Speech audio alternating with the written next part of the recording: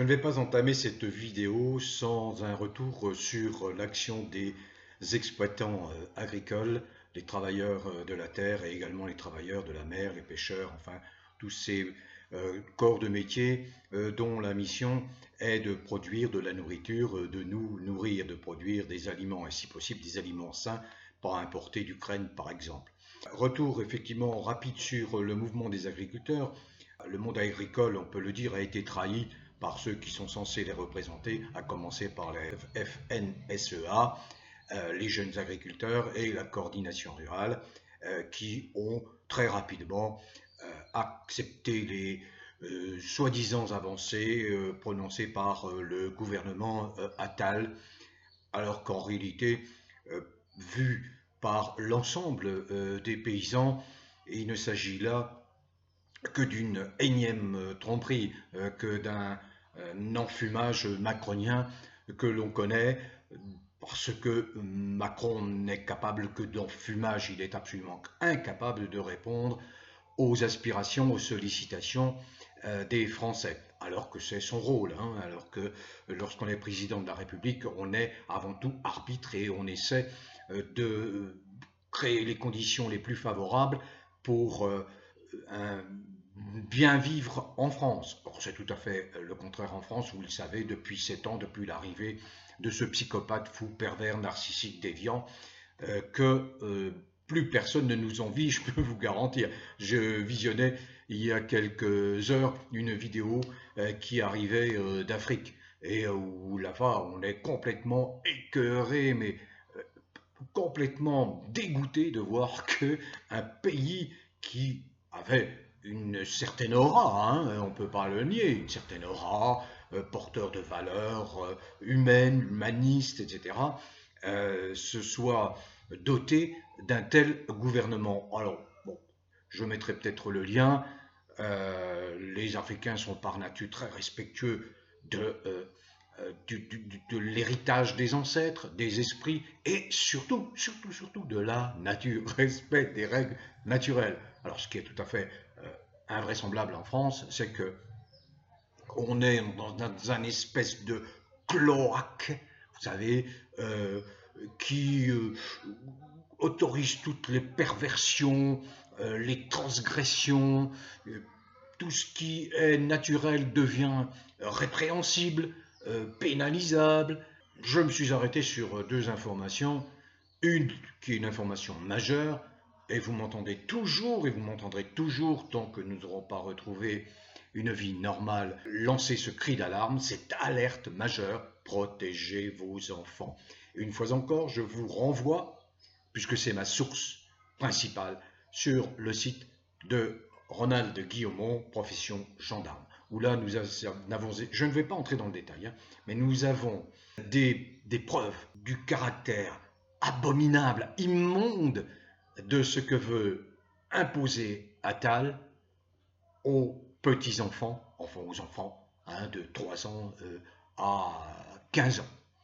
Des témoignages poignants, des témoignages douloureux de mères qui voient revenir leurs enfants totalement effondrés, paniqués, complètement perturbés parce qu'ils ont entendu, parce qu'ils ont vu, sous prétexte qu'on leur enseigne l'éducation sexuelle. Alors moi, je ne vais pas à nouveau répéter cela.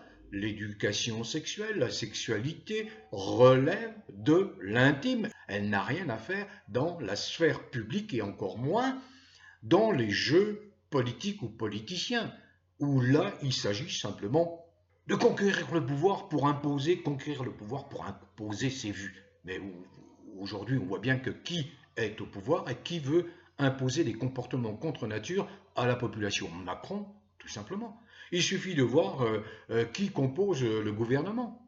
Bon, je ne veux pas en dire davantage. Je vous en conjure, c'est vrai, je vous en conjure. Protégez vos gosses, protégez-les, ils sont véritablement menacés. Ça n'est pas un jeu, ça n'est même pas une mode, c'est une volonté destructrice qui émane des mondialistes. Il faut faire perdre tous les repères, il faut détruire la colonne vertébrale d'un minimum de morale, ce qui permet un vivre ensemble. Vous comprenez, je ne veux pas vous rentrer dans des démonstrations sociologiques ou philosophiques ou psychologiques. C'est simple comme bonjour. Si vous n'avez pas un minimum de respect, d'un minimum de morale, il n'y a pas de vivre ensemble possible. Or, le principe des sociétés humaines, c'est de maintenir la concorde entre toutes ces composantes, entre tous les êtres humains qui participent à cette société humaine.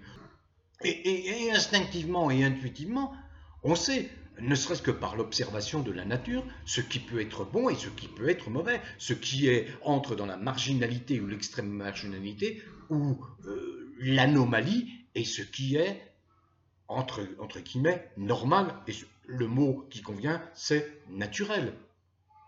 Mais comme en France, on assiste aussi à une baisse dramatique du niveau intellectuel, culturel. Par exemple, je lisais une enquête là. La France, qui est réputée pour avoir donné à l'humanité parmi les plus grands penseurs, la France qui a une langue qui, lorsque on la manie bien, devient une langue absolument délicieuse. Certains sont des orfèvres, je pense à Jean d'Ormesson par exemple, ou François Sureau.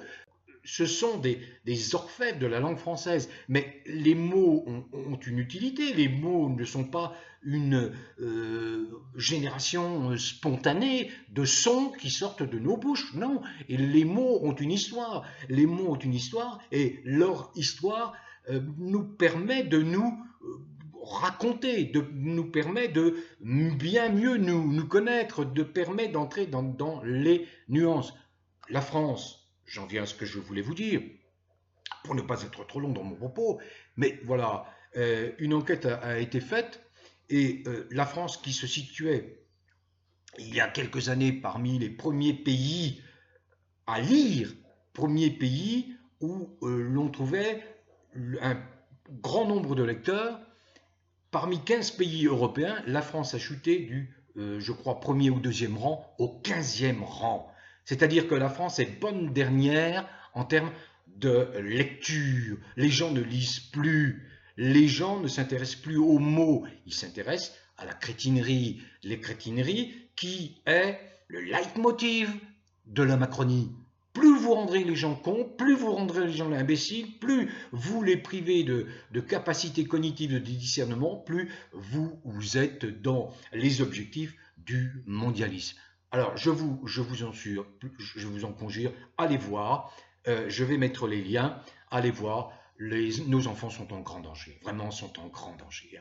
On veut vraiment faire adopter des pratiques qui sont totalement contre nature et on a des milliers d'exemples de témoignages de gamins qui se sont laissés influencer et qui ont changé leur physique, modifié leur physique pour devenir qui une fille, qui un homme, et puis quelques années après c'est la catastrophe, c'est la dépression parce que eh bien on reste, parce qu'on est programmé génétiquement de cette façon avec des chromosomes ou XX ou XY qui définissent le mâle ou la femelle, eh bien on se rend compte, des jeunes filles par exemple se rendent compte que elles se sont transformées en hommes et puis que arrivées à 18 ans, 20 ans, eh bien elles sentent la poussée de leur véritable identité.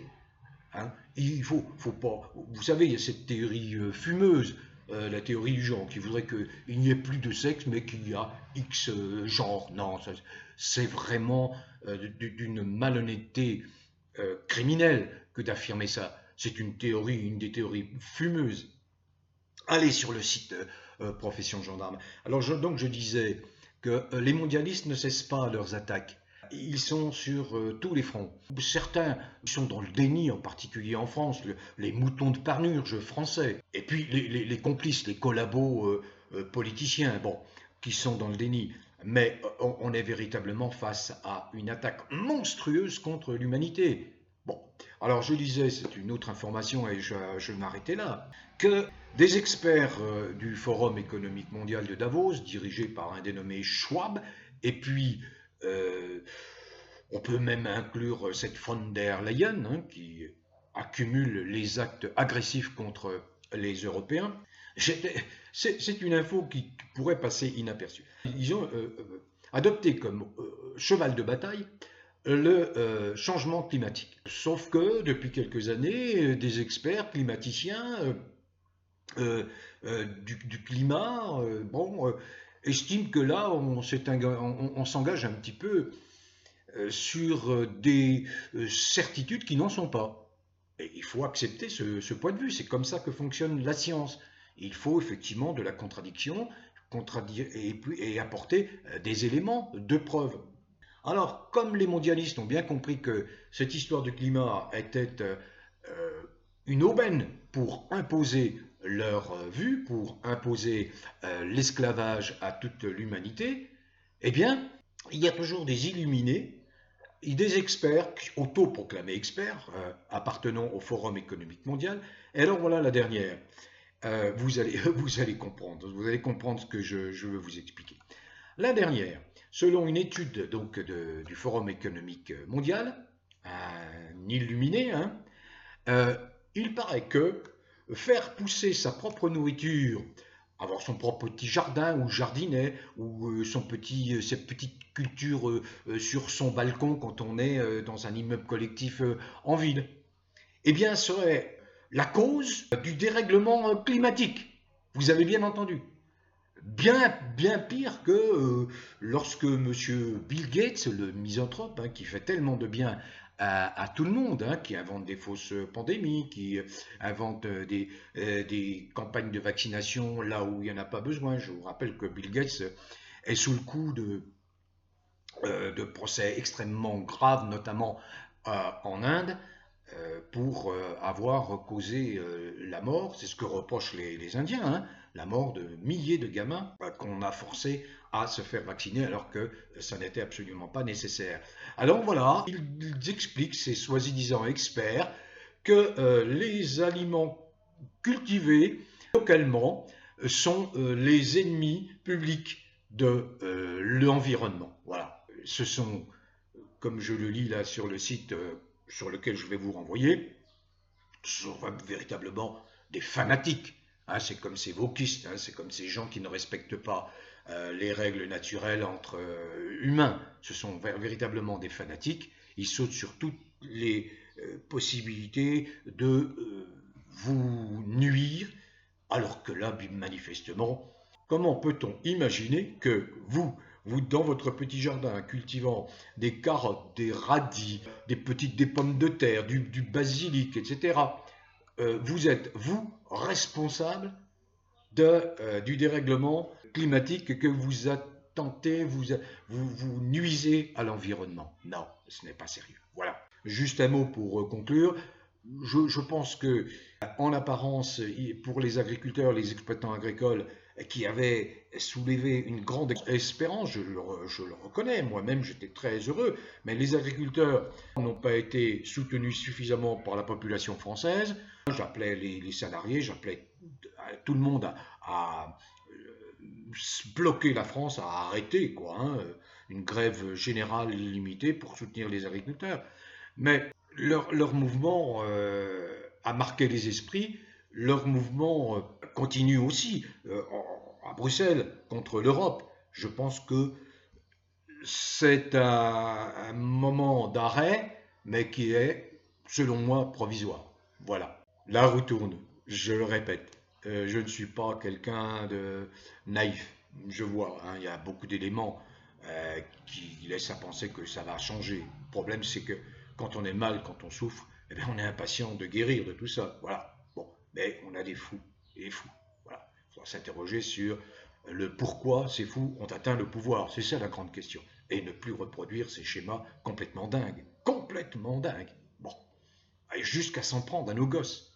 Donc, prenez soin de vous. Continuez à cultiver le bien-être, un rempart contre la malveillance, contre la nuisance, en particulier cette nuisance qui est incarnée par tous ceux qui sont dans la Macronie, et bien sûr le Macron lui-même. Bon vent à tous, prenez soin de vous et portez-vous bien.